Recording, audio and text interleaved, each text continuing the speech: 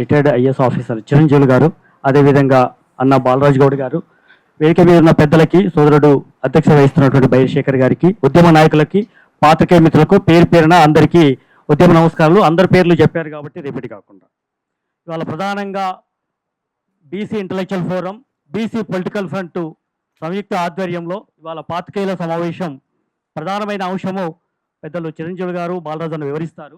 మిత్రులు మాట్లాడిన వాళ్ళు కూడా ఉన్నారు. రెండు విషయాలు చెప్పదలుచుకున్నాను.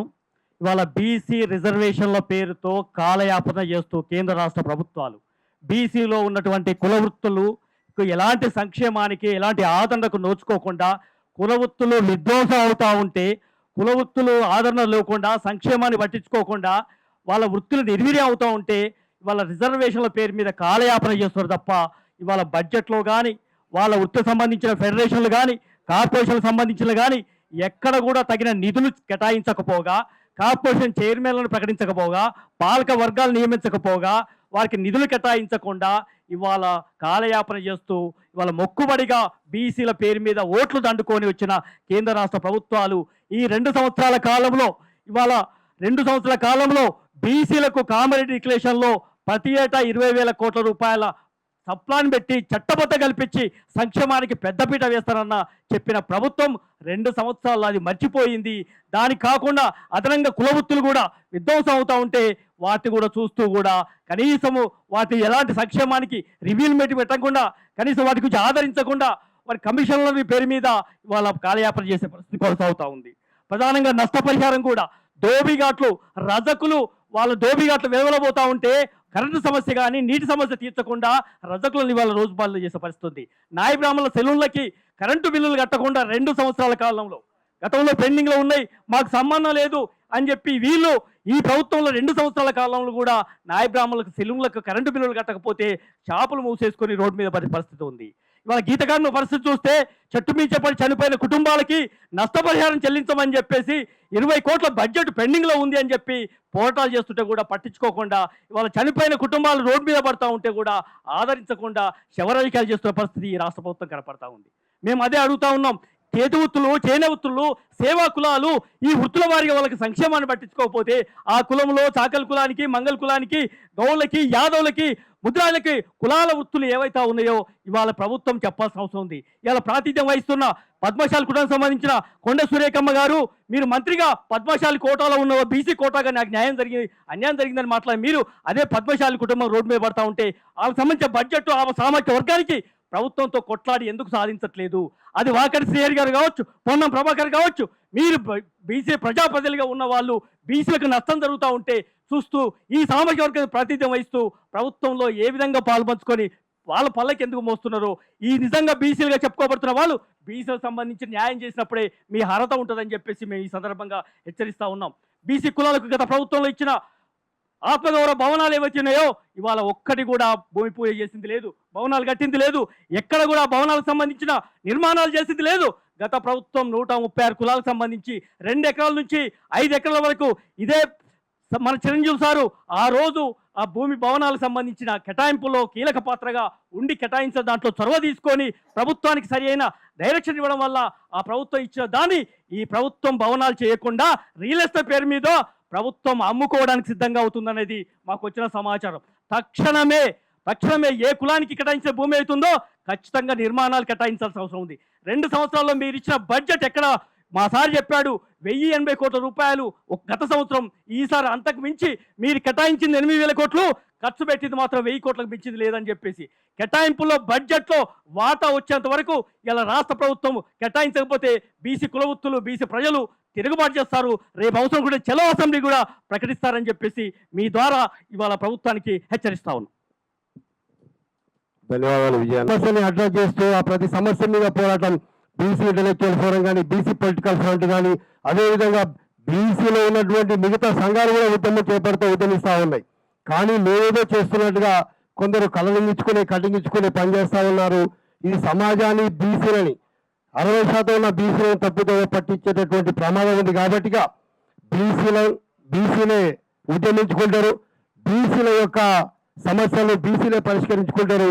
ఎందుకంటే ఈ సమాజంలో దళిత ఉద్యమాల కానించి, జల్ జంగల్ ఉద్యమాల కానించి అదేవిధంగా సాయుధ రైతాంగ పోరాట ఉద్యమాల కానించి, అదేవిధంగా నక్సల్ బరి ఉద్యమాల కానించి, తొలితరం తెలంగాణ ఉద్యమం, మలిదశ తెలంగాణ ఉద్యమం వరకు కూడా ఈ తెలంగాణ సాధించుకునే వరకు ముందు వరుసలో నిలబడి పోరాటం చేసింది, ప్రాణ త్యాగాలు చేసింది బీసీలు. కాబట్టిగా బీసీల యొక్క ఉద్యమ ఉధృతిని ప్రవాహాన్ని ఇంకా ముందుకు తీసుకెళ్తామని ఇంటలెక్చువల్ ఫోరం చిరంజీవి సార్ గారి ఆధ్వర్యంలో, మా political fund chairman Balaji Gowda గారి ఆధ్వర్యంలో ముందుకు తీసుకెళ్తామని తెలియజేస్తూ ఇప్పుడు మన కర్ణాటి మనోహర్ గారు మాట్లాడాలని కోరుకుంటున్నాం.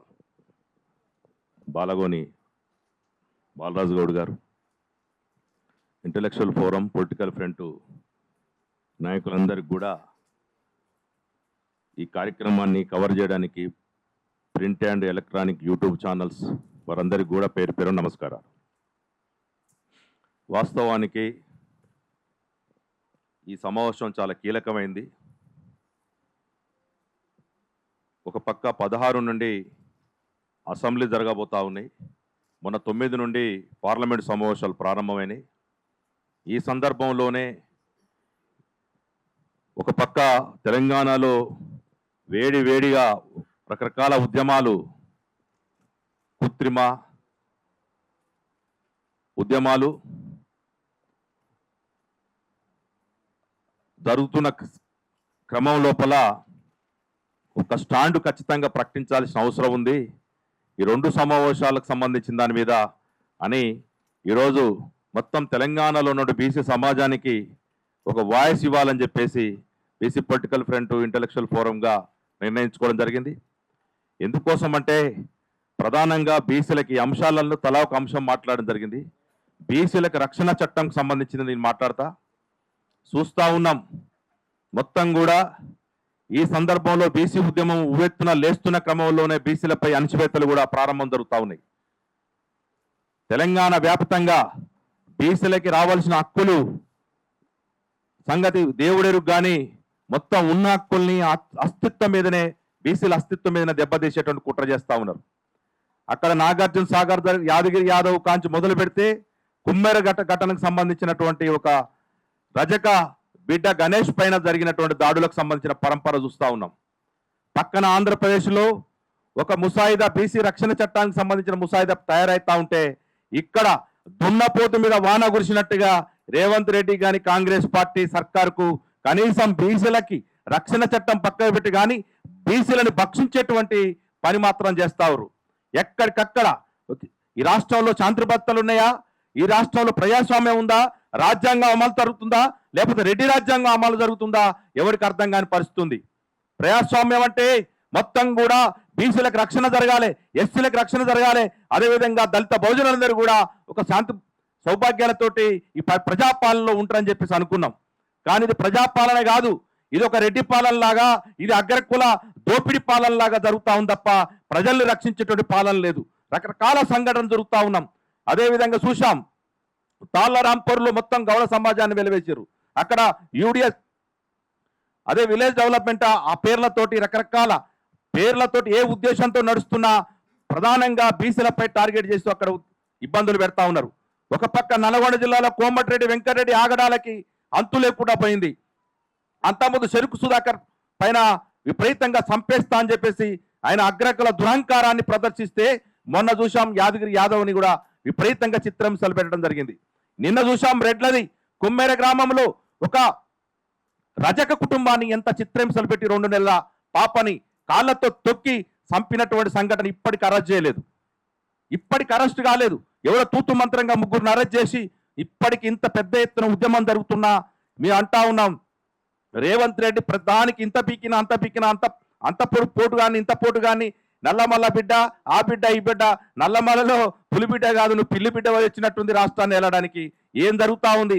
నీ జిల్లాలో నీకున్నటువంటి 10-15 కిలోమీటర్ దూరంలో జరిగితే ఇప్పటికి అరెస్ట్ చేయకపోవడం, రెడ్లని నీ చుట్టాలని ఈ ఇంట్లో పెట్టుకునేటువంటి వార్తలు వస్తూ ఉన్నాయి. ఎక్కడ దొరుకుతలేదట పోలీసు వాళ్ళకి. ఇంత నరమేధం కొనసాగుతూ ఉంటే, ఇంతపై బీసీల మీద ఉక్కుపాదం కొనసాగుతూ ఉంటే అందుకే అంటా ఉన్నాం మనం, మాకు రక్షణ లేకపోతే బీసీలు రాష్ట్రంలో బతికేటువంటి పరిస్థితి లేదు. ఈ అగ్ర కులాల పేరుతో రెడ్ల ఆగడాలు పెరిగిపోయినాయి. మొత్తం ఎక్కడ చూడు మాది రెడ్డి రాజ్యం వచ్చినట్టుగా ఫీల్ అవుతా ఉన్నారు కొంతమంది రెడ్లు. ఈరోజు బీసీలు 90% బీసీ ఎస్టీ మైనార్టీలంతగా 90% ఉంటే 10% రెడ్లు, ఎలమలు, కమ్మలు, అదేవిధంగా కోమట్లు మార్వాడీలతో మొత్తం వరంగల్లో జేసీలు పెట్టుకొని బీసీలు ఎట్లా దోసుకోవాలి, ఎస్సీలను ఎట్లా దోసుకోవాలని చెప్పేసి వాళ్ళు ఒక సమావేశం పెట్టుకొని జేసీలు పెట్టుకుంటా ఉన్నారు. అక్రమంగా 10% ఇక్కడ ఈడబ్ల్యూసీ అమలు జరుగుతూ ఉన్నా సరే వాళ్ళకి సంతృప్తి లేదు, ఆత్మ సంతృప్తి. ఇంకా దోసుకోవాలి, ఇంకా దోసుకోవాలి. గుండు పిను నుంచి ఛానళ్ళ వరకు, చిన్న చిన్న పత్రికల నుంచి పెద్ద పెద్ద పత్రికల వరకు, ఈరోజు హెలికాప్టర్ తయారు చేసే కంపెనీల కాంచి పెద్ద పెద్ద ఇండస్ట్రీలు, వైన్ షాప్ డీలర్లు, డిస్ట్రిబ్యూటర్స్, ఏ చూసినా అన్నిట్లల్లో ఈ కులాలే మొత్తం కబ్జా చేసి పెట్టుకొని కోట్ల రూపాయలు దండుకొని రాజకీయంలో పెట్టుబడి పెట్టి దోసుకుంటా ఉంటే సరిపోవట్లేదు. ఇంకా ఎట్లా అనసాలే, వీళ్ళని ఎట్లా ఇబ్బంది పెట్టాలి, ఇంకా వీళ్ళని అస్తిత్వం ఎట్లా దెబ్బతినాలి, వీళ్ళ భావపక్తని ఇంకా ఎట్లా తుంగలు తొక్కేసేయాలి, ఈ రాజ్యాంగాన్ని ఎట్లా అమలు కాకుండా చూసుకోవాలి, ఇక రెడ్డి రాజ్యాన్ని ఎట్లా విస్తరింపజేయాలన్నటువంటి కుట్ర చేస్తా ఉన్నారు. అందుకోసం అంటా ఉన్నాం, పక్కనున్నటువంటి రాష్ట్రానికి సంబంధించినటువంటి బీసీ రక్షణ చట్టం ఉంటే తప్ప మేము బతకలేము ఇక్కడ. మాకు ఎందుకంటే మా ఆత్మగౌరవం దెబ్బతింటా ఉంది. 79 సంవత్సరాల స్వాతంత్రంలో ఇంకా బీసీలు ఇబ్బందులు పడేటువంటి పరిస్థితి వస్తూ ఉంది. అయ్యా మాకు రక్షించమని చెప్పేసి దేయి అని చెప్పి అడుకోవాల్సిన పరిస్థితి మాకు లేదు. ఖచ్చితంగా బీసీలకు రక్షణ చట్టం వచ్చేంత వరకు కూడా అక్కడ పార్లమెంట్లో కావచ్చు, ఇక్కడ అసెంబ్లీలో కావచ్చు, బడ్జెట్తో పాటు ఈ రక్షణ చట్టం కోసం మరొక ఉద్యమాన్ని ఏర్పాటు చేయడం, బీసీ పొలిటికల్ ఫ్రంట్ ఇంటెలెక్చువల్ ఫోరంగా పెద్ద ఎత్తున ఒక ఉద్యమ రూపాన్ని కూడా తీసుకొని ముందుకు పోతామని చెప్పి తెలియజేసుకుంటూ ఈ అవకాశం ఇచ్చినందుకు సెలవు. నమస్కారం. పొలిటికల్ ఫ్రంట్ ఆధ్వర్యంలో మొట్టమొదటిగా మనము సోమాజిగూడ ప్రెస్ క్లబ్ లో పెట్టడం జరిగింది. ఈ రాష్ట్రంలో స్వతంత్రం వచ్చి 79 సంవత్సరాల తర్వాత కూడా ఆధునిక యుగంలో ఉన్నామా, మధ్య యుగంలో ఉన్నామా, ఒక రాక్షస యుగంలో ఉన్నామనేటటువంటి పరిస్థితులు. 62% ఉన్న బీసీలు అయ్యా మాకు రక్షణ చట్టం కావాలని అడుగుతున్నారంటే ఇక్కడ ప్రజాస్వామ్యం ఎంత పతనావస్థలో ఉన్నదో అర్థం చేసుకోవాల్సినటువంటి అవసరం ఉన్నది. బీసీలు కళ్ళు వినవలసినటువంటి అవసరం ఉన్నదని తెలియజేస్తూ ఇప్పుడు BC intellectual forum coordinator Erramadi Venkanna garu మాట్లాడాలని కోరుకుంటున్నాం. ఇప్పటిదాకా మన అన్నలందరూ కూడా చెప్పారు. నేను ఒకే విషయం మాట్లాడదలుచుకున్నాను. బీసీ బిల్లులో మరి మా బీసీ మహిళల వాటా ఎంత? ఎందుకంటే మన మహిళా బిల్లు 33% మహిళా బిల్లు సాధించుకున్నాం, చాలా సంతోషం. మరి 2027లో మహిళా బిల్లుని ప్రవేశపెడతాము అని చెప్పారు. మరి వచ్చే ఎన్నికల్లో మహిళా బిల్లు వస్తుందని మహిళలందరం కూడా ఎంతో ఆసక్తిగా ఆశతో ఉన్నాము. మరి దీంట్లో మరి బీసీ మహిళలకి సబ్ కోటా ఎంత? ఎందుకంటే 33% అనగానే మహిళలందరూ వస్తారు దాంట్లోకి. మరి ఇదివరకు మన స్వాతంత్రం వచ్చినప్పటి నుంచి ఇప్పటి వరకు చూస్తూనే ఉన్నాము. మరి బీసీ మహిళలు ఎక్కడ కూడా ఒక్కరో ఇద్దరో తప్ప ఇప్పటి వరకు ఏ శాసనసభలో కానీ ఏ పార్లమెంట్లో కానీ బీసీ మహిళలు ఎక్కడా లేరు. మరి రాబోయే కాలంలో కూడా ఈ 33%లో మళ్ళీ దొరల భార్యలు కానీ వాళ్ళ అక్క చెల్లెలు కానీ మరి రెడ్డిలు పటేన్లు కానీ వీళ్ళందరూ ఎవరైనా అగ్రవర్ణాలకు చెందిన నాయకుల భార్యలో మళ్ళీ వాళ్ళ చుట్టాలో వాళ్ళ అక్క చెల్లెలో వాళ్ళే వచ్చి మళ్ళీ వాళ్ళకి బదులుగా వీళ్ళని కూర్చోబెట్టి మళ్ళీ వాళ్ళే రాజ్యం వెళ్తారు. మరి బీసీ మహిళలు కానీ బీసీలు కానీ ఎంతో చైతన్యంగా ఉన్నాము. మేము కూడా వాటన్నింటికి మేము కూడా చాలా ఆసక్తిగా ఉన్నాం. కాబట్టి మేము మహిళలందరం కూడా పోరాడడానికి సిద్ధంగా ఉన్నాము. ఇప్పుడు రాబోయే పార్లమెంట్ సమావేశాలలో మరి బీజేపీ ప్రభుత్వం స్పష్టంగా చెప్పాలి, బీసీ మహిళల సబ్ కోటా ఎంత, బీసీల సబ్ కోటా ఎంత. ఖచ్చితంగా మా వాటా మాకు కావాలనే ఉద్యమం కూడా ఖచ్చితంగా స్టార్ట్ అవుతుంది. ఇప్పుడు ఈ పార్లమెంట్ సమావేశాలలో మాకు ఖచ్చితమైన సమాధానం చెప్పాలని ఈ సందర్భంగా డిమాండ్ చేస్తున్నాను. Thank you so much. Forum BC ఆధ్వర్యంలో ఈరోజు సమావేశం ఏర్పాటు చేయడం జరిగింది.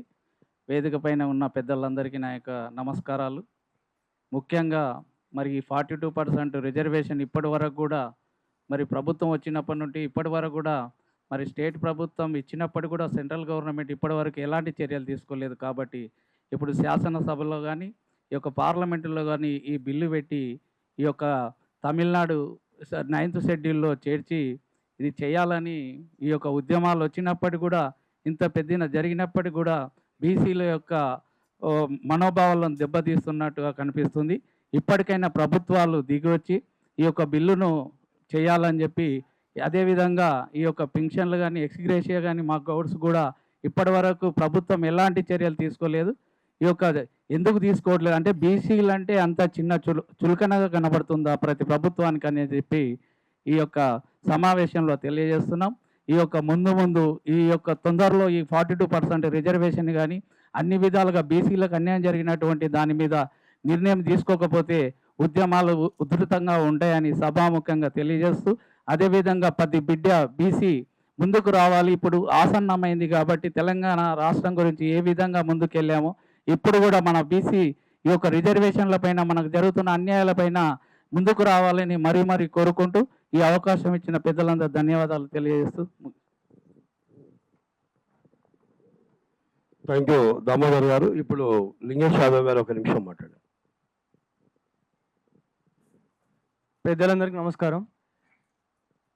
ఈ కాంగ్రెస్ పార్టీ ఆల్రెడీ ఇక్కడ చేసింది, తీర్మానాలు అన్నీ చేసింది. 9 షెడ్యూల్లో అక్కడ రెడీ ఉన్నదాన్ని గురించి కొట్లాడకుండా ఇప్పుడు ఏదో కొత్తగా ప్రైవేట్ బిల్లు అంటుంది. ప్రైవేట్ బిల్లు ఎందుకు? ఆల్రెడీ రెడీగా ఉన్న దాని గురించి కొట్లాడితే అయిపోతుంది కదా.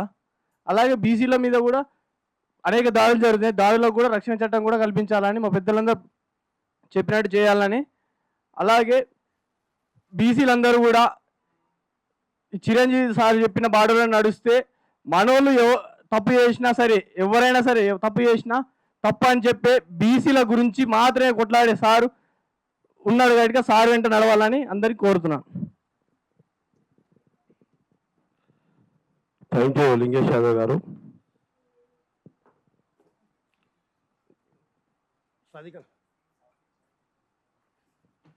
ఇప్పుడు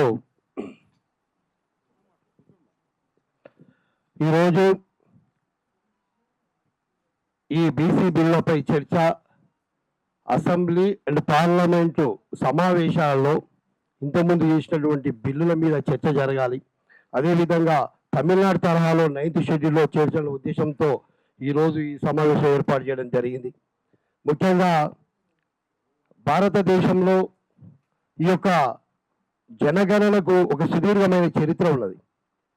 ఇవాళ కాంగ్రెస్ పార్టీ, బీజేపీ పార్టీ వీళ్ళ బాబులో కాదు ఈ జనగణన చేసింది. 1865లోనే ఆనాడు బ్రిటిష్ గవర్నమెంట్ ఉన్నప్పుడు హెన్రీ వాల్టర్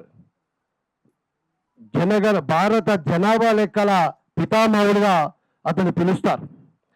దాని తర్వాత 1872లో ఒక పాక్షికంగా జరిగిన లార్డ్ మోయో ఆధ్వర్యంలో జరిగింది. 1881లో సింక్రోనస్ సెన్సెస్ ఒకేసారి దేశవ్యాప్తంగా ఆ రోజు 1881లో చేయడం జరిగింది.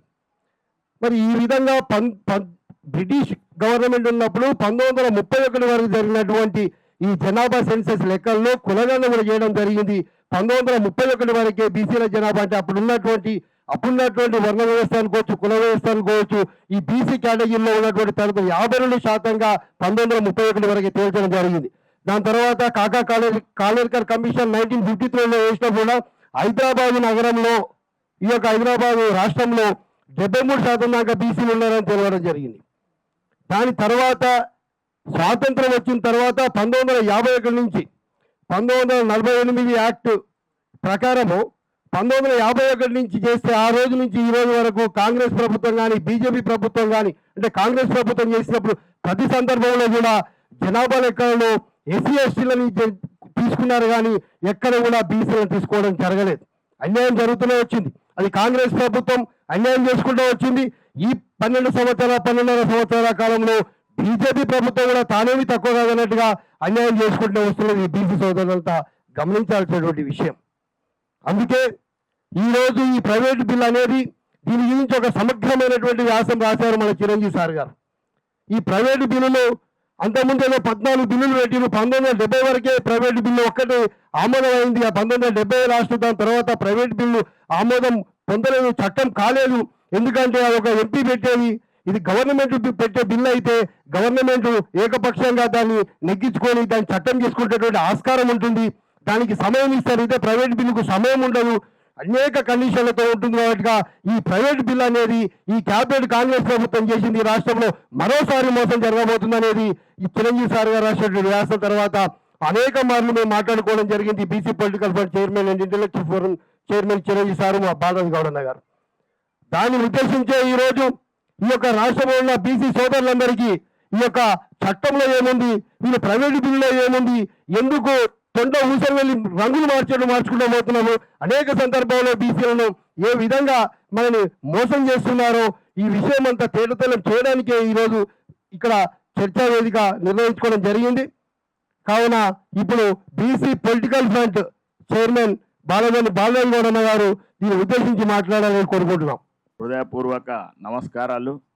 మరియు ఈ సమావేశానికి అధ్యక్షత వహించిన పొలిటికల్ ఫ్రంట్ కన్వీనర్ అయిన బైరు శేఖర్ గారు మరియు పెద్దలు మాజీ ఐఏఎస్ ఆఫీసరు చిరంజీవులు గారు, బీసీ ఇంటలెక్చువల్ ఫోరం చైర్మన్ గారు, మరియు ఈ వేదిక మీద ఉన్న BC political front కన్వీనర్లైన Aili Venkanna, ఎలికంటి Vijay Kumar Goud, Ambala Narayana, బైరు Shekhar గారు, మరియు మా పెద్దలు వైస్ చైర్మన్ అయిన దుర్గయ్య అన్న, మరియు బీసీ ఇంటలెక్చువల్ ఫోరం ముఖ్య కార్యవర్గ సభ్యులైన ఎర్రమాద వెంకన్న గారు, మరియు చెన్న శ్రీకాంత్ గారు, మరియు లింగేష్ యాదవ్ గారు, మా జ్ఞానేశ్వరన్న, కర్ణాటి మనోహరన్న, సోదరిమణి కీర్తి లతాగౌడ్ గారు, ఇంకా వేదిక మీద ఉన్న సోదరులు బీసీ పొలిటికల్ ఫ్రంట్ ఉపాధ్యక్షులు నాగభూషణమన్న, హైదరాబాదు జంట నగరాల బీసీ పొలిటికల్ ఫ్రంట్ అధ్యక్షుడు దామోదర్ గారు, వేదిక మీద ఉన్న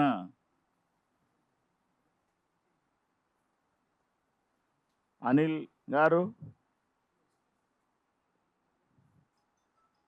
పెద్దలు చిరంజీవి గారు, మరియు బీసీ పొలిటికల్ ఫ్రంట్ చైర్మన్ అయిన నేను బాలరాజు గౌడ్. ఈరోజు సమావేశం ముఖ్య ఉద్దేశం ఏంటంటే 42% రిజర్వేషన్ కొరకు పార్లమెంట్లో ప్రైవేటు బిల్లు అని కాంగ్రెస్ పార్టీ ఒక నయవంచన గురి చేయడానికి కొత్త నాటకము ప్లాన్ చేసింది. కాబట్టి వెంటనే మాజీ ఐఏఎస్ ఆఫీసర్ గారు మేమంతా మాట్లాడుకొని ఈ సమావేశాన్ని ఏర్పాటు చేసినాం. ఈ సమావేశంలో ఏ విధంగా అయితే బీసీలను 42% అని కామారెడ్డిలో చెప్పి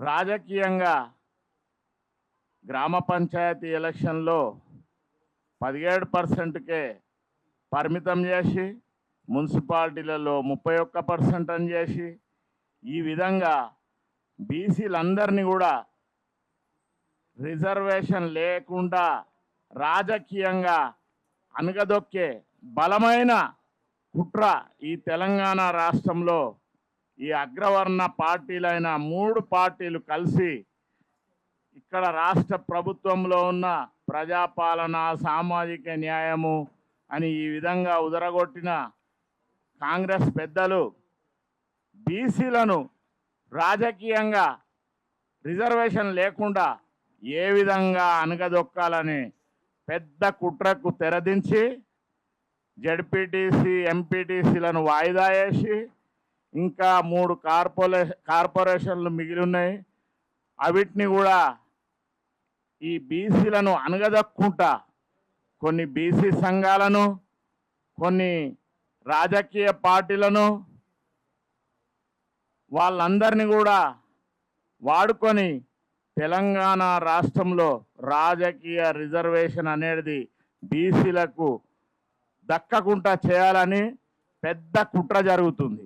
ఇప్పుడు చూడండి, పక్కకున్న ఆంధ్రప్రదేశ్ ముఖ్యమంత్రి గారు ఆయనేమో బీసీలకు రాజకీయంగా రక్షణ జరగాలి, ఆర్థికంగా అయినా ఎన్నో విధాల జరగాలని ఆయన బడ్జెట్లో కూడా పెద్ద బడ్జెట్తోని 52,000 కోట్లు కేటాయిస్తే ఇక్కడ తెలంగాణలో బీసీ, ఎస్సీ, ఎస్టీ 90% ఉన్నోళ్ళకేమో అతి తక్కువ బడ్జెట్కే 4-5 వేల కోట్లు ఇచ్చి రెండు సంవత్సరాలల్లా దాంట్లో కూడా ఖర్చు చేయకుండా అనగదొక్కుంటా ఫీజు రియంబర్మెంట్ కూడా 10,000 కోట్లు బాకీ పెట్టి అవి కాలేజీలకేమో ఎంత ఫీజు అయినా పెంచుకోమని అనుమతి ఇచ్చి బీసీలను విద్యాపరంగా కూడా ఎన్నో విధాల అనగదొక్కుతున్నారు బీసీ స్టూడెంట్ అంతా. ఈ విధంగా ఎన్ని రకరకాలుగా బీసీలను రాజకీయంగా విద్యాపరంగా ఉద్యోగాలలో కాంట్రాక్ట్లలో కూడా ఈ 2.5 సంవత్సరాల్లో మొత్తం అనగదొక్కే ప్లాన్ జరుగుతుంది. మన కుల సంఘాల నాయకులు కూడా చైతన్యం కావాలి, మోసపోవద్దు. మోసపోతే మనం అన్ని విధాలా నష్టపోతాం. ఇప్పుడు మనకు రిజర్వేషన్ అనేది దక్కకపోతే ఇక ఎప్పటికీ దక్కే ఛాన్సే కనబడడం లేదు. ఎందుకంటే ఇది మొత్తము పటేన్ల రాజ్యము, దొరలు అందరూ ఏకమై మనని అనగదొక్కుతురు. 3 పార్టీలు ఇప్పుడు మొన్న జనగణనలో కులగణన చేస్తామని చెప్పారు. చెప్పేం చేస్తుర్రు? ఎస్సీ ఎస్టీలనేమో చేస్తామంటారు, బీసీలో వచ్చే వరకు అదర్స్లో వేసిర్రు. ఈ విధంగా బీజేపీ పార్టీ చేస్తామని చెప్పి చేయకుండా బీజేపీ ఈ విధంగా, కాంగ్రెస్ ఏమో మొత్తానికే, బీఆర్ఎస్ ఏమో పోరాటం చేస్తుంది, ఆయననేమో ఫామ్ హౌస్కే పరిమితం. ఇక్కడ ఉన్నోళ్ళేమో కేటీఆర్ గారు, హరీష్ రావు, వీళ్ళేమో బీసీల గురించి పట్టించుకున్న పాపాన పోతలేరు. ఏదో 3 పార్టీలు ఒకటై ఏ విధంగా అయితే బీసీలకు రాజకీయంగా అన్యాయం చేయాలని ఆ ప్లాన్తోనే ఉన్నారు. కానీ ఎందుకంటే 2.5 సంవత్సరాల కింద జరిగిన అసెంబ్లీలో మన బీసీలకు సీట్లు ఇవ్వకుండా అగ్రవర్ణాలైన రెడ్లకే 43 సీట్లు ఇచ్చి వాళ్ళనే గౌరవించి అధికారం పోయినా సరే అని, కానీ బీసీలకు మాత్రము ఎక్కడ రాజకీయ రక్షణ దక్కనీయలేదు, రాజకీయ వాటా చెందనీయలేదు. ఆ పార్టీ అయినా, బీఆర్ఎస్ అయినా, కాంగ్రెస్ అయినా, ఇప్పుడు బీజేపీ పార్టీ కేంద్రంలో ఉన్నది, అంతా అగ్రవర్ణాలకే ఇస్తుంది, గెలిచినా గెలవకపోయినా. కానీ ఇచ్చిన మున్సిపాలిటీలలో కూడా అతి తక్కువ ఇచ్చిన పార్టీ బీజేపీ పార్టీ. ఈ విధంగా రాజకీయంగా అన్యాయం చేస్తుంది. ఇప్పుడు చూడండి, కాంగ్రెస్ ప్రభుత్వము రవీంద్ర భారతిలో బాలసుబ్రహ్మణ్యం విగ్రహం పెడుతుంది, కానీ జ్యోతిరావు పూలే, సావిత్రిబాయి పూలే, సర్దార్ సర్వాయి పాపన్న విగ్రహానికి భూమి పూజ చేసి ఇప్పటి వరకు దాని పాపాన అసలు ఏం చేద్దామని ఒక్కసారి ఏ కుల సంఘాలను, మా ఐఏఎస్ ఆఫీసర్, మాజీ ఐఏఎస్ ఆఫీసర్ అయిన ఆయనతోని కూడా సంప్రదించకుండా, ఎందుకంటే ఆయన హెచ్ఎండిఏ కమిషనర్గా చేసిండు, ఆయనకు ఎంతో అనుభవం ఉంది, దాన్ని ఉపయోగించుకొని అక్కడ అంబేద్కర్ విగ్రహం పక్కకు జ్యోతిరావు పూలే, సావిత్రిబాయి పూలే విగ్రహం పెట్టాలి. ట్యాంక్ బండ్ మీద మేమంతా ట్యాంక్ బండ్ మీద ధర్నా చేస్తే భూమి పూజ చేసి సర్దార్ సర్వాయి పాపన్నది అక్కడనే వదిలేసిర్రు. ఇప్పుడు రాబోయే అసెంబ్లీలో మీరు అతి తొందరగా విగ్రహ ఆవిష్కరణలు చేయకపోతే మేము అమరవీరుల స్తూపం దగ్గర అందరం, రాష్ట్రంలో ఉన్న బీసీ సంఘాల అందరము ఐకమత్యమై అక్కడనే అసెంబ్లీ ఎదురుగానే కూర్చుంటామని ఈ వేదిక ద్వారా తెలియజేస్తున్నాం. ఎందుకంటే మొత్తము బీసీలకు, బడుగు బలహీన వర్గాలలో ఉన్న వాళ్ళకే రాజకీయంగా అన్యాయం జరుగుతుంది. పెన్షన్ 4,000 ఇస్తా అని మాట ఇచ్చి 2 సంవత్సరాలు గడుస్తున్న 70 లక్షల మందిని ఈ విధంగా మోసానికి గురి చేస్తున్నందుకు మా బీసీ ఇంటలెక్చువల్ ఫోరం అయినా, బీసీ పొలిటికల్ ఫ్రంట్ అయినా ఎంతో ఆవేదనతో ఉన్నాం. గరీబోళ్ళ గురించి మేము, సారు రిటైర్మెంట్ అయినా మేమంతా కూడా కలిసి పనిచేస్తున్నాం నిరంతరం. కానీ కొన్ని సంఘాలేమో అధికార పార్టీ పక్షాన చేరి తూతూ మంత్రంగా ధర్నాలు చేసుకుంటా వాళ్లకు, పేదోళ్లకు, బీసీలకు రాజకీయ రక్షణ అనేది జరగనిస్తలేరు. మొన్ననే చూసిరు, నాగర్ కర్నూలు జిల్లా కుమ్మెర గ్రామంలో గణేష్, చంద్రకళ, వీళ్ళందరికీ, మౌనిక ఏ విధంగా 2 నెలల పసిపాపను అగ్రవర్ణాల రెడ్లు తన్ని చంపినరు. ఎందుకు? మల్లికార్జున స్వామి గుడిలోకి ప్రవేశం చేయాలంటే 100 రూపాయల టికెట్ తీసుకోవాలి. తీసుకుంటే సరే, ఇయ్యలేదంటే కొబ్బరికాయలు అక్కడ అమ్మే రూములు వేసి 3 రోజులు కొట్టి అసలు కేసులు పెట్టకుండా అరెస్ట్ చేయకుండా ఈ విధంగా ప్రజాపాలన జరుగుతుంది. అందుకే మన తెలంగాణ రాష్ట్రంలో బీసీలము నిరంతరము రాజకీయ చైతన్యం కావాలి. ఎందుకంటే మనకు అధికారం అనేది వాళ్ళ చేతిలో పెట్టి మనం ఎంత చేసినా ఎన్ని ధర్నాలు చేసినా కూడా చూడండి, మొన్ననే వెలగబట్లలో ఖమ్మం జిల్లాలో ఏ విధంగా నిరాశ్రయులయ్యి రోడ్ల పాలైనరో. ఈ పోరాటం చేస్తుంటేనే ఏదో ఇస్తామని చెప్తురు, అది భూదాన్ భూమి అని నానా రకాల. తెలంగాణ రాష్ట్రంలో ఎక్కడైనా గ్రామకంఠం భూమిలనే కట్టుకుంటారు పేదోళ్ళు, భూదాన్ భూమి ఇటువంటి జాగాలనే ఉంటారు పేదోళ్ళు. లేకపోతే జూబ్లీ హిల్స్లా బంజారాయిలు ఉంటారా పేదోళ్ళు? పేదోళ్లకు నిరాశ్రయులను చేసి రాబందుల్లాగా వెంబడివాడి మంత్రులు ఎమ్మెల్యేలు ఎక్కడ చూసినా భూములన్నీ ఆక్యుపై చేసుకునేదే, ఆక్రమించే దిశగానే ప్రజాపాలన జరుగుతుంది. అందుకే మేము అడుగుతున్నాము, బీసీ ఇంటలెక్చువల్ ఫోరం కార్యవర్గము, బీసీ పొలిటికల్ ఫ్రంట్గా మేమందరం ఏమని చేస్తున్నామంటే, రాహుల్ గాంధీ ఏం చెప్పిండండి, భారతదేశం మొత్తము నేను కులగణన చేపిస్తా, బీసీలకు 42% రిజర్వేషన్ ఇస్తా, జిత్నా హిస్సేదారి ఉత్నా భాగ్యదారి అన్నాడు. న్యాయస్థానాలలో కూడా బీసీలకు రిజర్వేషన్ ఇస్తా అన్నాడు. న్యాయస్థానాల్లో న్యాయమూర్తులుగా ఏదన్నా పార్లమెంట్లో ఒక చర్చనన్నా జరుపుతున్నాడా? జరపకపోగా మొన్న వికారాబాద్కు వచ్చిపోయి కుమ్మర గ్రామం గురించి ఒక్క మాట మాట్లాడలే.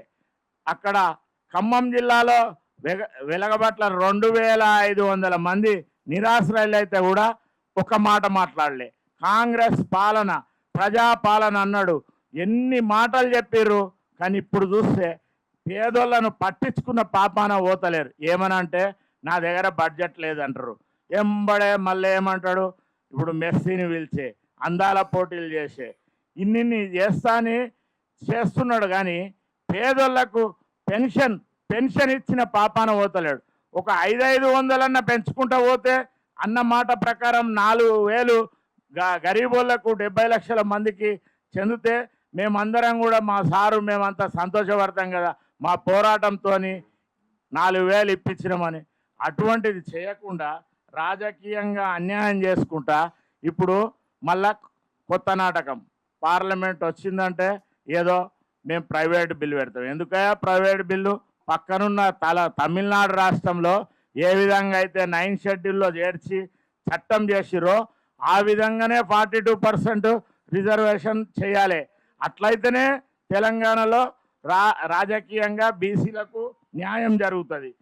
ఇంకోటి, అసెంబ్లీలో ఇప్పుడు బడ్జెట్ 16 తారీఖు నాడు స్టార్ట్ అయ్యేటప్పుడు లాస్ట్ 2 సంవత్సరాలు చేసినట్టు చేస్తే ఏమి ఉపయోగం లేదు. మేము ఎంతున్నామో మాకు అదే విధంగా ఈ బడ్జెట్లో కూడా మా వాటా మాకు ఇవ్వాలని మేము ఈ వేదిక ద్వారా ప్రధానమైన డిమాండ్ చేస్తున్నాం.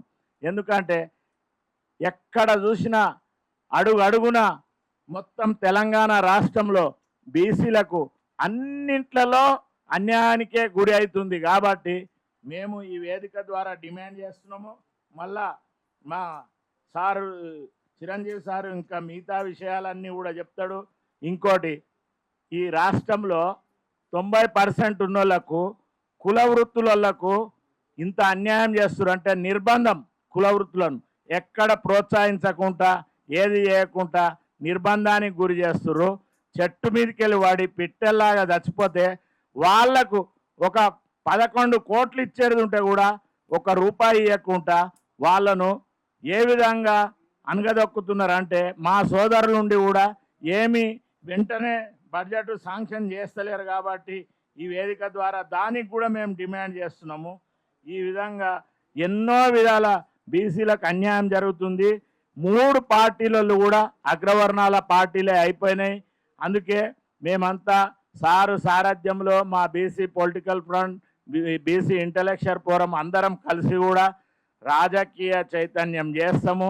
ఈ 2.5 సంవత్సరాల తర్వాత తెలంగాణ రాష్ట్రంలో బీసీల ప్రభుత్వం ఏర్పడే దిశగా బీసీ ముఖ్యమంత్రిని చేసేదాకా నిరంతరము మేము కలిసి పోరాటం చేస్తూనే ఉంటామని మీ ద్వారా తెలంగాణ ప్రజలకు తెలియజేస్తున్నాము.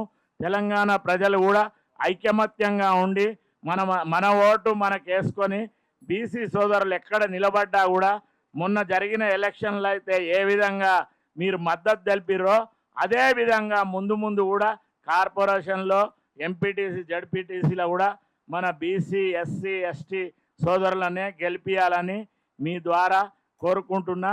ఈ అవకాశం ఇచ్చిన ఈ వేదిక మీద ఉన్న బైరుశేఖర్ గారికి హృదయపూర్వక నమస్కారం.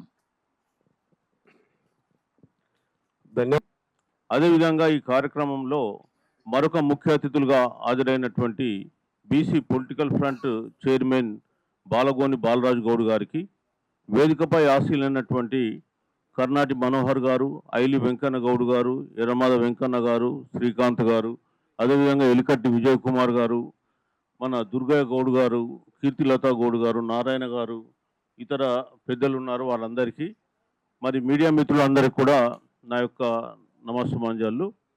ముఖ్యంగా ఈరోజు ఈ మీడియా సమావేశం ఇప్పుడు రాష్ట్రంలో, కేంద్రంలో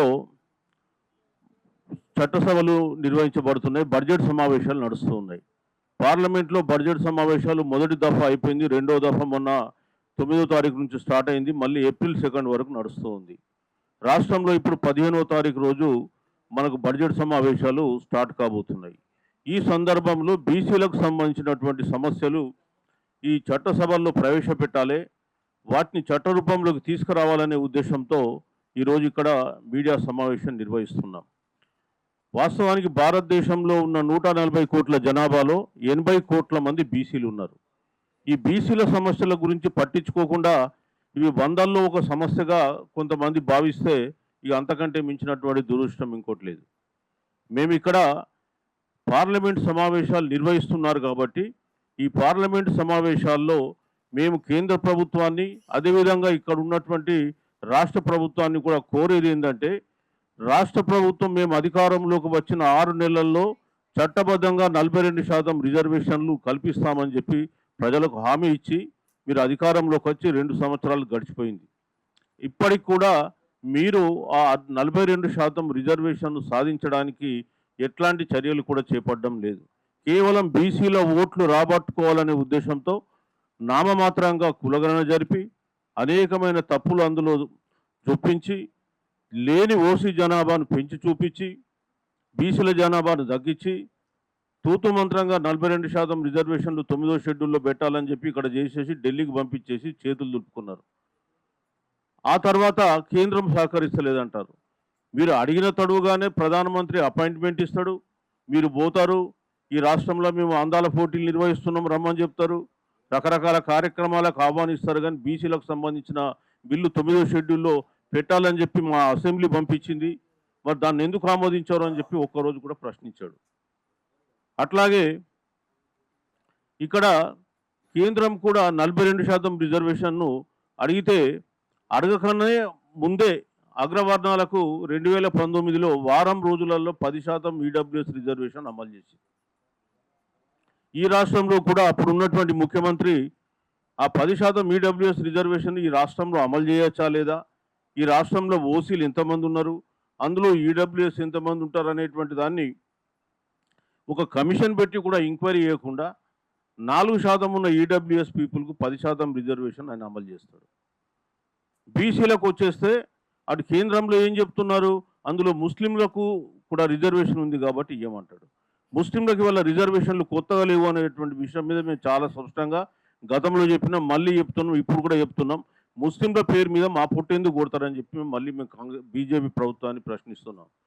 కాంగ్రెస్ కూడా మేము చెప్పేది ఒకటే, మీకు నిజంగా బీసీల పైన చిత్తశుద్ధి ఉంటే, ప్రేమ ఉంటే, మీరు మళ్ళా బీసీల ఓట్లు కావాలనుకుంటే తక్షణమే మీరు కేంద్రం దగ్గర అపాయింట్మెంట్ తీసుకోండి, అఖిలపక్ష సమావేశాన్ని ఇక్కడ ఏర్పాటు చేయండి, అందరి డౌట్స్ మీరు తీర్చండి. ఆ తర్వాత అఖిలపక్ష సమావేశం ఢిల్లీకి తీసుకెళ్ళి ప్రధానమంత్రిని కలిసి వారికి సమస్యలు విన్నవించండి. ఆ తర్వాత కేంద్రం ఒప్పుకోకపోతే తమిళనాడు తరహాలో గతంలో వాళ్ళు ధర్నాలు చేసి తమిళనాడు రాష్ట్రం బంద్ చేసి ఎట్లయితే కేంద్రాన్ని మెడలు వంచి మొదటి రాజ్యాంగ సవరణ భారతదేశం యొక్క రాజ్యాంగ సవరణ చేయించిందో అట్లనే మీరు ఇక్కడ పోరాటం చేయాలని చెప్పి కోరుతున్నాం. మాట్లాడితే రాహుల్ గాంధీ సామాజిక న్యాయం 42% గోడలు 50% సీలింగ్ గోడలు బద్దలు కొడతామని చెప్పి పెద్ద మనిషి 4 సమావేశాలు నడిచిన ఇప్పటి వరకు బీసీ బిల్లు గురించి ఒక్కరోజు కూడా కేంద్రంలో మాట్లాడలేదు.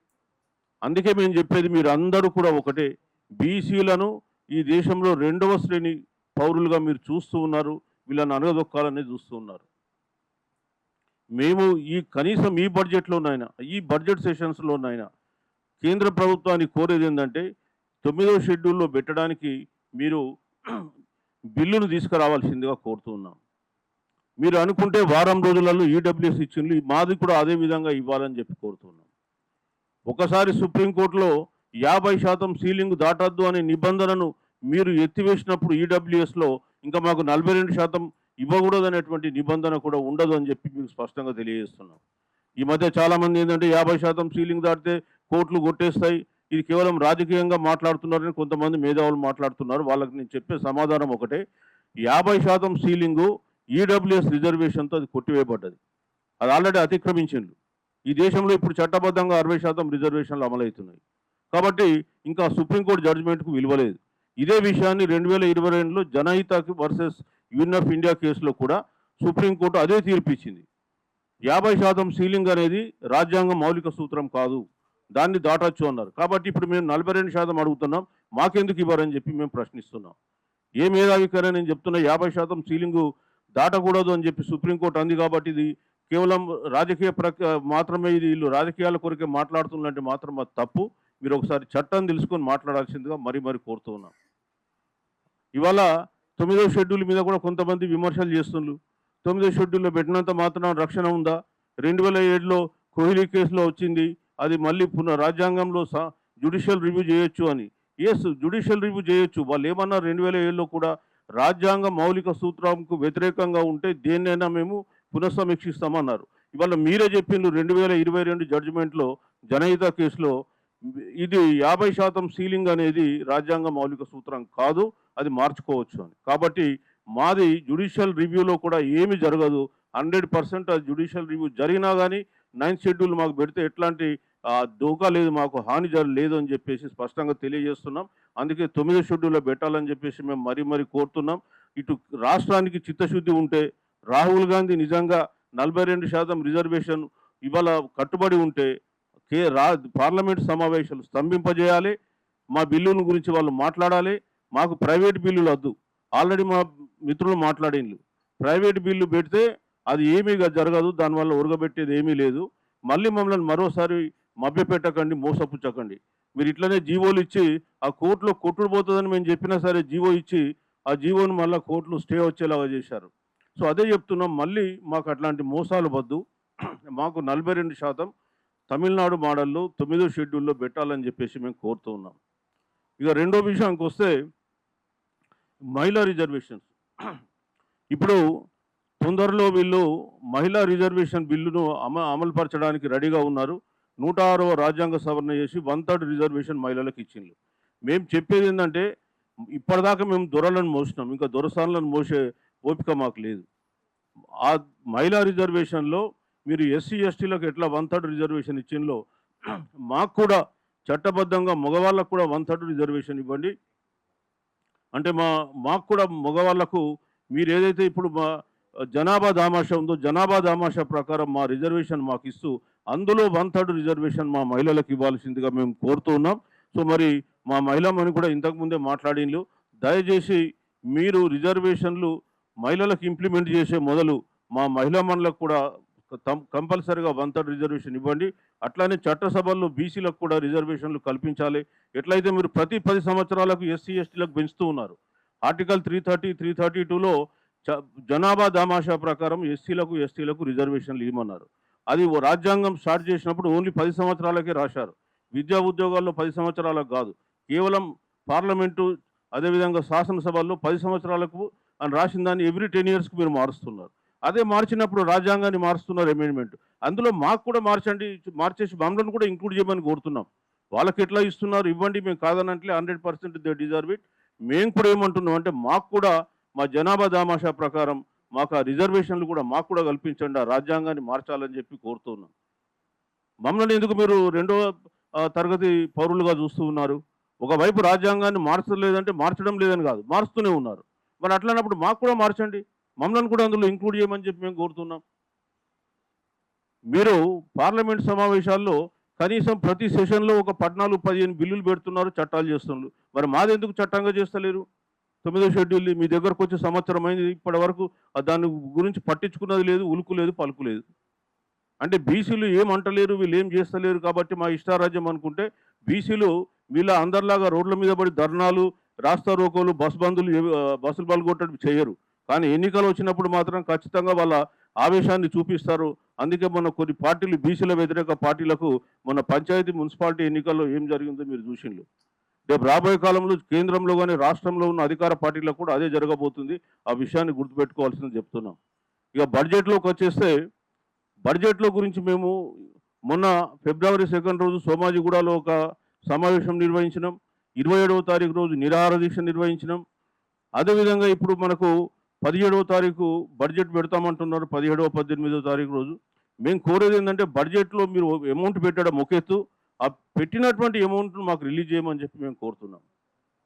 గత 2 సంవత్సరాలుగా బీసీ కార్పొరేషన్లు 21 కార్పొరేషన్లకు ₹1 ఇవ్వలే. మీ ముఖాలేమో మీ అందాల ముఖాలు చూపించడానికి పేపర్లలో రోజు నిండా అడ్వర్టైజ్మెంట్లు ఇస్తున్నారు. సంవత్సరంకి 500 కోట్లు ఖర్చు పెడతారు. మా బీసీలకేమో ₹1 ఇవ్వడానికి అడిగి మనసొప్తలేదు. ఏంటా వీళ్ళు పాలన చేస్తుందా, లేకపోతే మా ప్రజాకంటకులుగా మారుతుందా? బీసీలు అంటే మీకు అసలు కనిపిస్తలేరా? మీరేమో మెస్సీ ఓడు అంటాడు, మూసి ఓగోళ్ళు అంటారు. మీ మెస్సీ ఎందుకు, మా మూసి ఎందుకు? మా నాన్న మమ్మల్ని బతకనియండి, మా డబ్బులు మాకేదో మాకు ఇవ్వండి. మీ అందాల ముఖాలు చూపించుకోండి. ఇక్కడ ఈ తెలుగు పత్రికలే కాదు, ఈ విదేశాలలో కూడా మీ ఫోటోలు వేసి వేల కోట్ల రూపాయలు మీరు అడ్వర్టైజ్మెంట్ మీద ఖర్చు పెట్టుకుంటే మేమేం మాట్లాడతలేం. కానీ మాకు ₹1 ఇవ్వడానికి మీకు మనసు రాదా? ఇది జరుగుతున్నటువంటి పాలన కాబట్టి మేము కరాఖండిగా దీన్ని కండెమ్ చేస్తున్నాం. మాకు రావాల్సిన డబ్బులు మీరు ఏదైతే బడ్జెట్లో పెట్టిందో అది ఈ సంవత్సరం రిలీజ్ చేయండి. వచ్చే సంవత్సరం మాకు 50,000 కోట్ల బడ్జెట్ మీరు కామారెడ్డి డిక్లరేషన్ ప్రకారం ఇవ్వమని కోరుతున్నాం. మీరు అడగవచ్చు, మీకు బడ్జెట్ ఎక్కడిది, డబ్బులే లేవు కదా, మీకు తెలియదా, మీరు కూడా ఒక రాష్ట్రంలో ఒక ఉన్నత ఉద్యోగం చేసింది కదా అని మీరు అడగొచ్చు. మేము చెప్పేది ఒకటే, మీరు గత 2 సంవత్సరాలుగా ఇరిగేషన్ కాంట్రాక్టర్లకు ఎంత పేమెంట్ చేసింది, ఎంత అప్పు తీసుకొచ్చి వాళ్ళకి ఇచ్చిండ్రు డబ్బులు, ఆ లెక్క చెప్పండి, అసెంబ్లీలో మాట్లాడండి.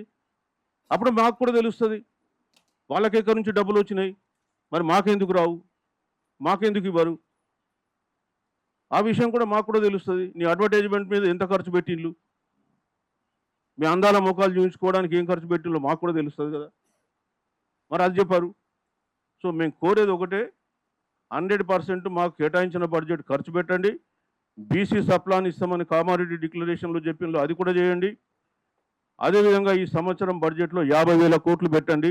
ఆల్రెడీ ఆంధ్రప్రదేశ్ రాష్ట్రంలో 52,000 కోట్ల బడ్జెట్ పెట్టిండ్రు ఈ సంవత్సరంలో. మనకంటే ఎంతో ఆర్థికంగా బలహీనంగా ఉన్నటువంటి రాష్ట్రమైన ఆంధ్రప్రదేశ్లో 52,000 కోట్ల బడ్జెట్ పెడితే తెలంగాణలో బీసీలకు మీకు పెట్టి ఖర్చు పెట్టడానికి వచ్చిన అభ్యంతరం ఏంటండి? అంటే ఓన్లీ బీసీలను రాజకీయంగా ఓటు బ్యాంక్గా వాడుకుంటాం తప్ప మేము మాత్రం వాళ్ళకు డబ్బులు ఇవ్వం. వాళ్ళు ఆర్థికంగా ఎదిగితే రేపు తెల్లారి మా రాజకీయ భవిష్యత్తు ఉండదనేగా మీ ఉద్దేశం.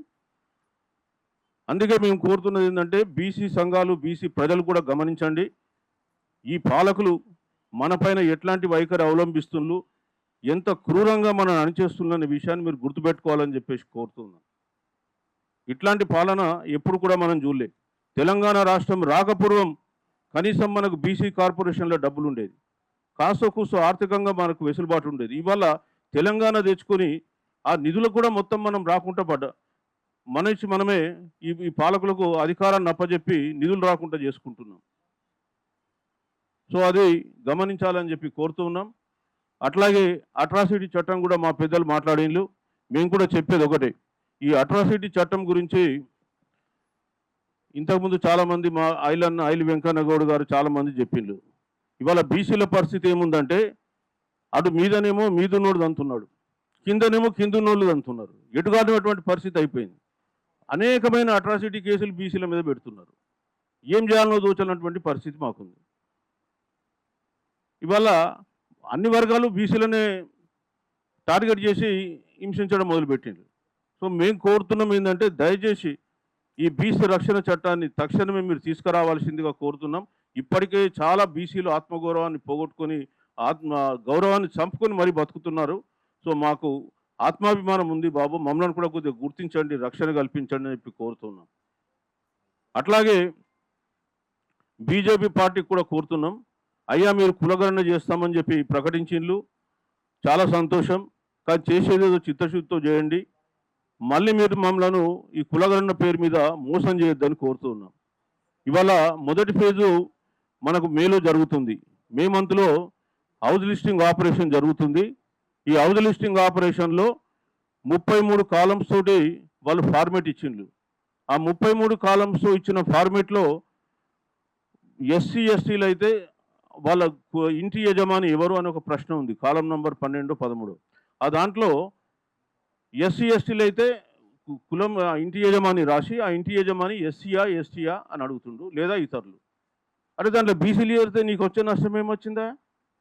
నువ్వు ఎట్లా కులగణన చేస్తున్నావు?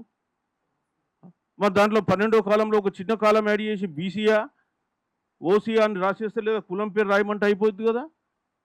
అది చేయడంట ఆయన. అంటే వీళ్ళకి ఎట్లాంటిది ఉందంటే మనము చెప్తాము ఒకటి, చేస్తాము ఒకటి. రేపు తెల్లారి కులగణన జరిపినాక కూడా యాక్చువల్గా 2వ ఫేజ్లో 2027లో మళ్ళా ఎట్లయితే ఇక్కడ రేవంత్ రెడ్డి ఆ కులగణన రిపోర్ట్స్ బయట పెట్టలేడో వీళ్ళు కూడా బయట పెడతారన్నటువంటి నమ్మకం మనకు లేదు. వీళ్ళు కూడా అదే పరిస్థితి కూడా వాళ్ళు రిజార్ట్ అయినా మనం ఏం చెప్పాల్సినటువంటి అవసరం లేదు. ఖచ్చితంగా వీళ్ళకు ఆ రిపోర్ట్లు బయట పెట్టకుండా ప్రయత్నం చేస్తారు. సో మేము కోరేది ఏంటంటే మీకు నిజంగా చిత్తశుద్ధి ఉంటే చేయండి, లేకపోతే మేము చెయ్యమని చెప్పండి. ఎందుకు మోసపెడతారు, ఎందుకు మభ్యపడతారు? ఇప్పటికైనా పార్లమెంట్ సమావేశం నడుస్తుంది. ఈ పార్లమెంట్ సమావేశంలో ఖచ్చితంగా ఆ కులగణనకు సంబంధించిన దాంట్లో ఆ column number 12 or 13 whatever it might be, దాంట్లో ఎస్సీ ఎస్టీతో పాటు బీసీ అని చెప్పి రాయించండి. సో దట్ ఆ ఇంటి కండిషన్స్ తెలుస్తాయి. బీసీలలో కూడా నిజంగా కూడా ఎంతమందికి దుర్భరమైనటువంటి స్థితిలో బతుకుతున్నారు, ఇండ్లు లేకుండా బతుకుతున్నారు అనేటువంటి పరిస్థితి కూడా ఆ కాలం ద్వారా బయటకు వస్తుంది. కాబట్టి అది పెడితే అది అందరికీ ప్రయోజనం అని చెప్పేసి తెలియజేస్తూ ఉన్నాం. అట్లాగే బీసీలకు సంబంధించిన అంశాలు కూడా ఈ మధ్యకాలంలో యూనివర్సిటీలో ఈక్విటీ రూల్స్ అని కూడా తీసుకొచ్చారు.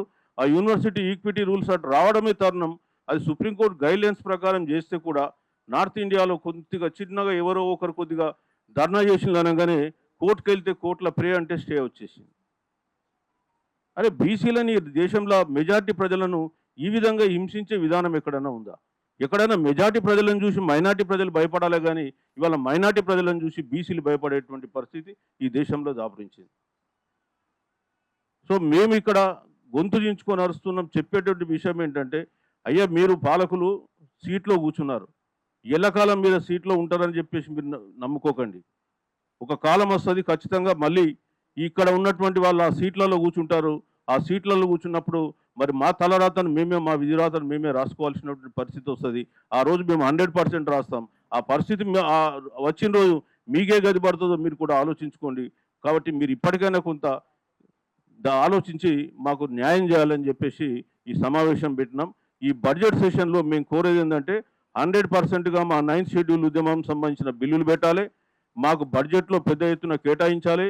ఇది ఆంధ్రప్రదేశ్ తెలంగాణ రాష్ట్రంలో ఆంధ్రప్రదేశ్ లాగా. అదేవిధంగా మాకు రక్షణ చట్టం కావాలి. అదేవిధంగా మా యూనివర్సిటీ ఈక్విటీ రూల్స్ కూడా సుప్రీంకోర్టులో అది స్టే వేకేట్ చేయించాలని చెప్పి కోరుతున్నాం. మా మహిళలకు సంబంధించి కూడా 1/3 రిజర్వేషన్ 100% చట్టసభల్లో ఉండాలని చెప్పేసి ఈ సందర్భంగా కోరుతూ, ముఖ్యంగా మీకు ఇంకో విషయం తెలియజేస్తుంది అంటే బీసీ ఇంటలెక్చువల్ ఫోరం కానీ బీసీ పొలిటికల్ ఫ్రంట్ కానీ ఇవి రెండు కూడా కొన్ని సిద్ధాంతాలకు విలువలకు నిలబడి పనిచేస్తున్నటువంటి సంఘాలు. మేము మా సిద్ధాంతము మా విలువలు ఒకటే. బీసీ ఉద్యమం అనేది బీసీల నాయకత్వంలోనే జరగాలి. బీసీలు కాకుండా ఇంకా ఎవరు కూడా నాయకత్వం వహించినా మేము ఆమోదం తెలిపాం. మా సిద్ధాంతాలు మా విలువలు నచ్చితే మాతో కలిసి పనిచేస్తారు, నచ్చనులు బయటకు వెళ్ళిపోతారు. ఆ విషయం కూడా మేము మొదటి నుంచి తెలియజేస్తున్నాం, మళ్ళీ తెలియజేస్తున్నాం. బీసీల కొరకు నిరంతరం కూడా పోరాడుతున్నాం. కొన్ని సంఘటనలు మాకు లేటుగా తెలిసి ఉండొచ్చు. లేటుగా తెలిసినా కానీ మేము స్పందించినాం, పోయినాం, వచ్చినాం, వస్తున్నాం, పోరాటం కూడా చేస్తాం 100%. కానీ మేము ఎట్టి పరిస్థితుల్లో అస్త్ర సన్యాసం చేసి వదులుకునేటువంటి పరిస్థితి లేదు. సో బీసీలు 100% బీసీల కొరకు మా రెండు సంఘాలు ఒక సైద్ధాంతిక పునాది మీద పనిచేస్తాయని చెప్పి ఈ సందర్భంగా తెలియజేస్తున్నా. కొంతమంది బీసీలు ఏం పనిచేస్తలేరు, కొన్ని సంఘటనలకు రెస్పాన్స్ అయితే లేరు అని అంటున్నారు. సంఘటన గురించి తెలియడం లేటు ఉండడం వల్ల రెస్పాన్స్ లేటు ఉండొచ్చు, కానీ తెలిసిన తర్వాత రెస్పాన్స్ అనేది లేకుండా ఏం లేదు. 100% వారు మేము అందరం కలిసి ఇక్కడ కూర్చున్న అందరం కూడా ఎన్ని విధాలుగా స్పందించాలో అన్ని విధాలుగా స్పందిస్తున్నాం, చేస్తాం. అదేవిధంగా ముందు కూడా చేస్తామని చెప్పి బీసీ ప్రజలకు మరోసారి తెలియజేస్తున్నాం. Thank you for giving me this opportunity. ధన్యవాదాలు సార్.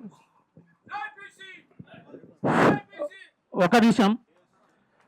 రెండవది, కేంద్రంలో బీసీలకు ప్రత్యేకమైనటువంటి మంత్రిత్వ శాఖ వెంటనే ఏర్పాటు చేయాలి. జాతీయ జనగణనలో బీసీలకు కులాల వారీగా లెక్కించాలి. మహిళా బిల్లులో బీసీ మహిళలకు సబ్ కోటా వెంటనే కేటాయించాలి. బీసీలకు రక్షణ చట్టం వెంటనే తీసుకురావాలి. బీసీలకు ప్రతి సంవత్సరం 50,000 కోట్లతో బడ్జెట్ను కేటాయించాలి. అదేవిధంగా పెండింగ్లో ఉన్నటువంటి బీసీ విద్యార్థుల ఫీజు రియంబర్స్మెంట్తో పాటు కార్పొరేషన్ బడ్జెట్ కూడా వెంటనే కేటాయించాలని చెప్పి డిమాండ్ చేస్తూ ఉన్నాం. బీసీలపై ఉన్నటువంటి క్రిమినల్ విధానాన్ని కూడా వెంటనే ఎత్తివేయాలని చెప్పేసి కూడా డిమాండ్ చేస్తూ ఉన్నాం. అదేవిధంగా కేంద్రంలో బీసీ ఉద్యోగులకు ప్రమోషన్లో రిజర్వేషన్ ఏర్పాటు చేయాలని చెప్పేసి ఈ సభ తీర్మానం చేస్తూ మరి అవకాశం ఇచ్చినటువంటి పెద్దలందరికీ, కార్యక్రమానికి వచ్చినటువంటి వాళ్ళందరికీ విజ్ఞప్తి చేస్తూ ఒక్కసారి డిమాండ్ల మీద మేము స్లోగన్లు ఇస్తాం. జై బీసీ, బీసీ కులాల ఐక్యత, బీసీ కులాల ఐక్యత, ఏర్పాటు చేయాలి బీసీలకు వెంటనే రక్షణ చట్టాన్ని, ఏర్పాటు చేయాలి బీసీలకు రక్షణ చట్టాన్ని వెంటనే ఏర్పాటు చేయాలి. 50,000 కోట్లతో బీసీ బిల్లును వెంటనే ఏర్పాటు చేయాలి. ప్రతి సంవత్సరం 50,000 కోట్లతో బీసీ బిల్లును వెంటనే. ప్రైవేటు బిల్లు వద్దు, తమిళనాడు తరహాలో 9th షెడ్యూల్లో చేర్చాలి. 42% బీసీ బిల్లును తమిళనాడు తరహాలో చేర్చాలి. జై బీసీ, జై బీసీ.